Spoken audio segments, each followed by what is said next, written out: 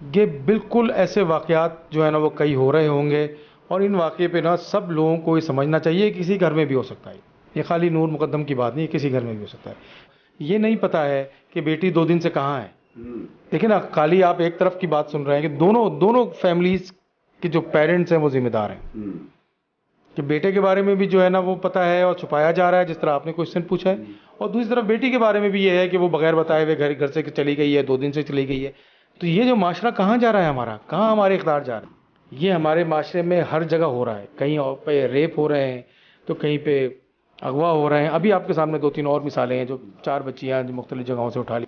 جب اب آپ باپ جو ہے وہ اپنے باپ کی عزت کرے گا تو بچہ دیکھ رہا ہے وہاں پہ، بیوی جب اپنے شوہر کی عزت کرے گی، اس کی بات کو مانے گی، بچہ دیکھ رہا ہے وہاں پہ۔ جہاں گھر میں حرام حلال کا کانسیپٹ ہوگا، بچہ دیکھ رہا ہے وہاں پہ۔ کسی نے بڑی خوبصورت بات کی تھی کہ رشوت ختم ہو سکتی ہے اس معاشرے سے اگر بیوی یہ پوچھ لے شوہر سے کہ پیسے کہاں سے آئے۔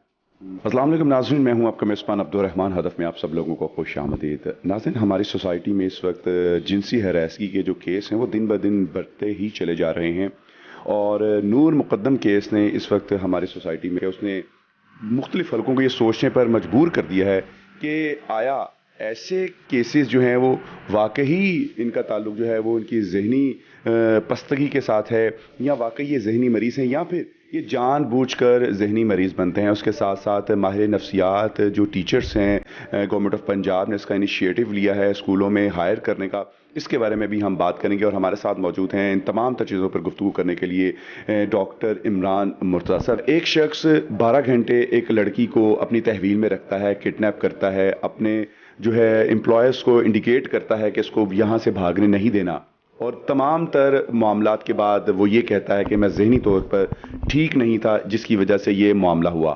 اس میں کتنی صداقت ہے؟ بڑا امپورٹنٹ کویشچن ہے۔ اچھا، یہ بالکل ایک ریفلیکشن ہے ہمارے معاشرے میں جو ڈیٹوریشن ہو رہی ہے فیملی سسٹم کی۔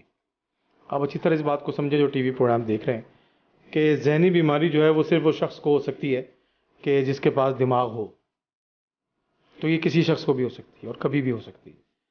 آپ اس کیس کی بات کر رہے ہیں، ایسے بہت سارے کیسز جو ہے نا وہ ہو رہے ہوں گے جو ٹی وی پہ ہائی لائٹ نہیں ہوتے۔ بیہیویئر پرابلمس کو، رویوں کے تبدیل ہونے کو روز دیکھتے ہیں یہاں پہ، کہ کیسے رویے تبدیل ہوتے ہیں، اور کہاں ایک اچھے بچے جو ہے نا وہ ہوتے الٹیمیٹلی قاتل اور مقتول بن جاتے ہیں۔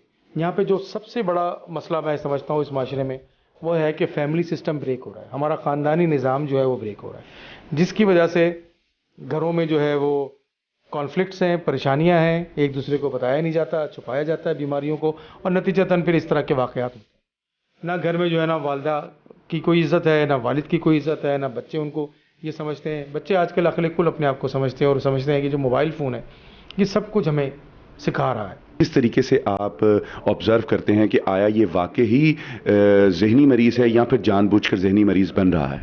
ہمارے پاس ایک بڑا سسٹم ہے، اس سسٹم کے تھرو کوئی پیشنٹ یہاں پہ ایڈمٹ ہو سکتا ہے۔ اس سسٹم میں جو ہے وہ ہمارے تھراپسٹ ہیں، ہمارا لوگ جو ہیں وہ ان کا ہسٹری ٹیکنگ ہوتی ہے، ہمیں ٹیکنیکل طریقے سے ان کو کویشچن آنسر کیے جاتے ہیں، وہاں پتہ چل جاتا ہے کہ مریض ہے کہ نہیں ہے۔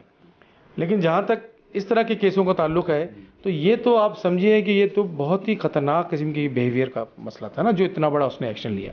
اس میں 2 لوگ کا بہت بڑا کردار ہے۔ میں ریکویسٹ کروں گا، اگر آپ کی ٹی وی کے توسط سے لوگ دیکھ رہے ہیں، کہ جو علماء کرام ہیں ان کی بہت بڑی ذمہ داری ہے، جو اساتذہ کرام ہیں، جو پرائمری اسکول ہے، جو سیکنڈری اسکول ہے، جو کالج میں پڑھاتے ہیں، جو یونیورسٹیز میں پڑھاتے ہیں، ان کا بھی بہت بڑا رول ہے، کیونکہ وہ روحانی والدین ہیں۔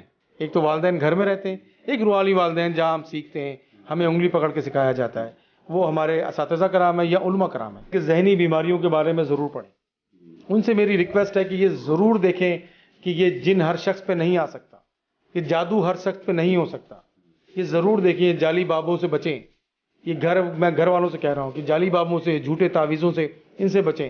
کہیں پہ آپ کو لگے کہ بیہیویئر بدل رہا ہے، کہیں پہ آپ کو لگے کہ جناب یہ بچہ جو ہے بگڑتا جا رہا ہے، یہ پڑھ رہا ہے، پڑھتے پڑھتے اس نے پڑھائی چھوڑ دی ہے، نوکری کرتے ہوئے نوکری چھوڑ دی ہے، کسی قسم کے نشوں میں انوالو ہو گیا ہے، تو فوری طور پہ ڈاکٹرز کو جو ہے نا آپ کو انوالو کرنا چاہیے۔ ڈاکٹر صاحب، ماہر نفسیات ماسٹر پاس جو ہے وہ انہوں نے گورنمنٹ نے اناؤنس کیا ہے کہ وہ ٹیچر رکھے جائیں گے۔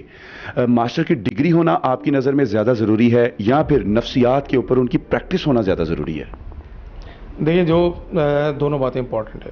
ایک تو نفسیات پڑھیں گے تو ڈگری ملے گی نا، تو وہ بھی ضروری ہے، اور پھر پریکٹس بھی ان کی ہونی چاہیے، اس لیے کہ جو کلینکل سائیکولوجسٹ ہیں وہ الگ ہیں اور سائیکولوجسٹ الگ ہوتے ہیں. اگر تو پاکستان میں یہ رول بنی جائے تو پہلا سٹیپ تو ہونے دینا چاہیے.